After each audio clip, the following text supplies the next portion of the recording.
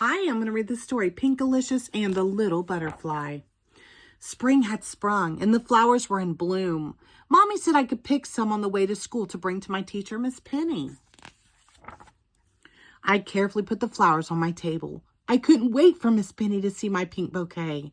When Miss Penny entered the classroom, she was holding a big box filled with twigs and leaves. Allison and I looked at each other in surprise. What was Miss Penny doing? "Good morning, class," Miss Penny said. "I have a surprise for you." She set the box on her desk and invited us to come take a closer look. I peered into the box and saw, "Ew, worms!" Tiffany shrieked. "Cool," Jack said. Miss Penny laughed. "They're not worms, they're caterpillars. One day soon they will turn into beautiful monarch butterflies."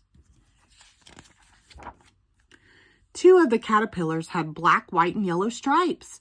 They were munching on leaves. The third caterpillar was emerald green. He scooted up and down the twig like a tiny race car. "How can something so small become a colorful butterfly?" I asked. "With the right food and love, they will," Miss Penny promised. "Would you like to hold a caterpillar?" I nodded and slipped my pinky into the box. The green one crawled into my finger and wiggled around my palm. I had the perfect name for him. "His name is Wiggles," I said. "Hi, Wiggles," Allison said. "Welcome to our school." Miss Penny saw the flowers I had brought in earlier. "Did you know that caterpillars like to eat milkweed?" she said. "I brought them for you," I said. "Well, I think there's enough to share, don't you?" asked Miss Penny. I put some milkweed carefully into the caterpillar's house. I wasn't sure, but I thought Wiggles was smiling. Over the next few weeks, I took extra special care of Wiggles and his friends. I brought them fresh milkweed every day. Allison helped me put it in the cage. Sometimes I would sing a song to Wiggles about an itsy-bitsy caterpillar climbing up a water spout. I even drew pictures of Wiggles in art class. I loved him. One morning, I came in early to put leaves into the caterpillar house.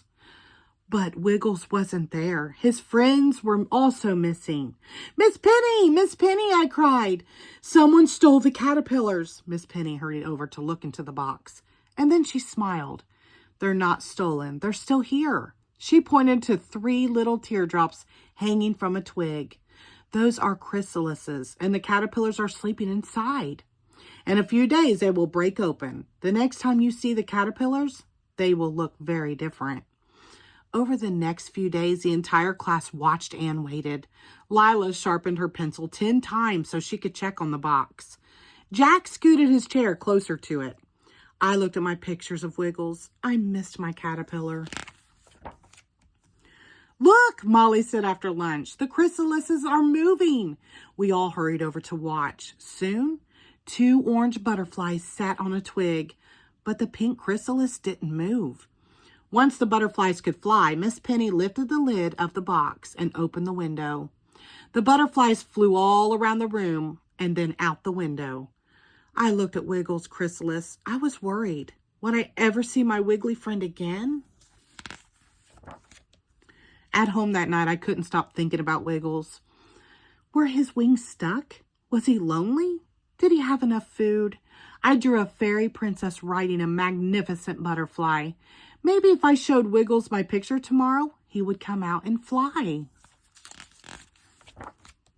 "What's wrong, Pinkalicious?" Daddy said as he entered my room that night. I told him about Wiggles, and he gave me a hug. "I'm sure Wiggles will have his wings in no time," he said. Daddy read me an extra bedtime story and fluttered his eyelashes against my cheek. "That's a butterfly kiss," he said. "It brings good luck." The next morning, I rushed to school and hurried over to the box.